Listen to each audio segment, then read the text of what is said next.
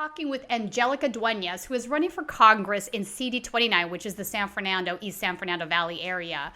As someone that grew up in the Valley, I'm pretty familiar with that territory. And I wanted to ask you, though, right off the top, because when we first spoke, you had mentioned to me a story about how your mom had worked at Price Pfister plant in Pacoima. And then after 20 years, she lost her job because of NAFTA. So talk a little bit with me what it's like growing up in a family of undocumented workers, moving to the United States, and then finally thinking you have some security there, some job security, and have that taken out from underneath your feet. Yeah, no, it was a very difficult experience for my parents. My parents came to this country undocumented, seeking out opportunities for a better life and for themselves and for their family. They were able to, through amnesty in the 1980s, get a documented status. But in between all of that, there was a lot of struggle.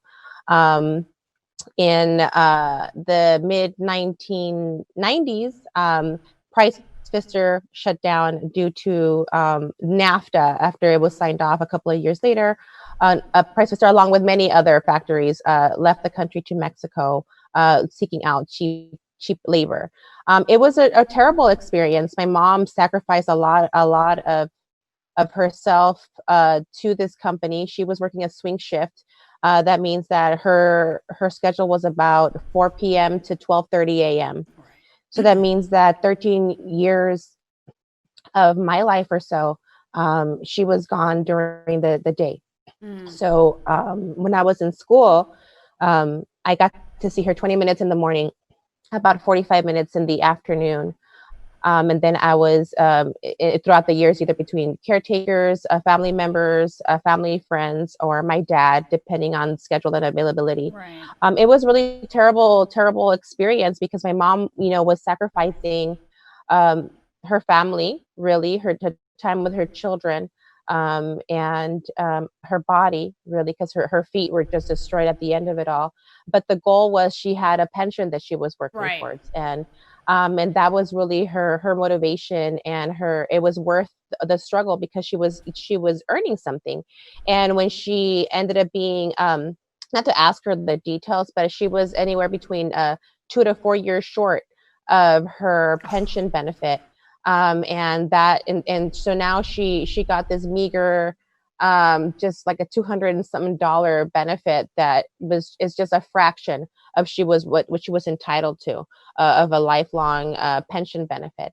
At the end of it all, she ended up having to go out on permanent disability because her feet were just destroyed. She ended up having a number of procedures and surgeries after the company shut down. And at the end of it all, she's still struggling. We're still struggling with, a limited income because of all of it, so it's like we're a victim of the system, of the capitalist system, and being poor, low income. And I think our community and as a whole was really impacted. Actually, our district has about twice as much of an unemployment rate than the rest of the country, and that's before coronavirus. Right. So our community has been greatly impacted, and I think that Price Pfister was the number one employer in our area up until then. So these are impacts that are still being felt today. Yeah, I know it's unfortunate. And I want to specifically talk a little bit about NAFTA because your mom's story, your story isn't unique in the sense for that period of time. And a lot of these plants that were moved down to Mexico, they didn't create better employment in Mexico either. So this basically was a handout to multinational corporations who are able to chase a lower dollar amount no matter where they went, right? Because the jobs that were created in Mexico weren't high-paying jobs. There weren't any labor protections. There weren't any environmental protections. And also part of the problem was the multinational corporations can also sue the state if they think that they've had investment losses. So it was just a giant handout to corporations. It was sold to Americans as a consumer bill where we'd have cheaper goods and, all of these things. It was all a bunch of crap. So I also think a good part of the conversation has to focus on foreign policy because a lot of the migrant workers that come out and folks that are seeking immigration status from the United States are doing so because of things that we've done abroad. So whether it's been pushing regime change wars, whether we're looking to overthrow or support a coup in another country where maybe it's a leftist government and it's not friendly to corporate interests. We get involved, and a lot of the times it makes a worse situation than what was there previously. And so you end up having a lot of folks coming up to our borders because they really don't feel like they have a choice. So we have to stop being, having this cognitive dissonance about what we do abroad and why it relates back to our immigration policy. What are your feelings in that area? Yeah, absolutely.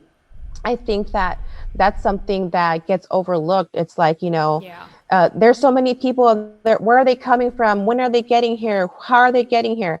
But I think that one thing that people forget to ask themselves is, why are they coming here? Exactly.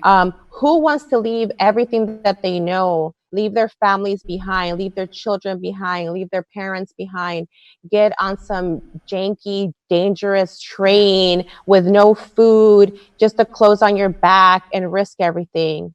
Losing limbs, losing people along the way, getting raped, getting beaten. Yeah. Who wants to do that? It's dangerous. And then to come here and then struggle some more because, life is hard, and people think that, they're going to come here to to win the lottery. Like, No. You know what I mean? Yeah.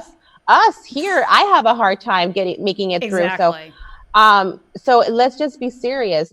People are go through these things because of necessity. Yeah.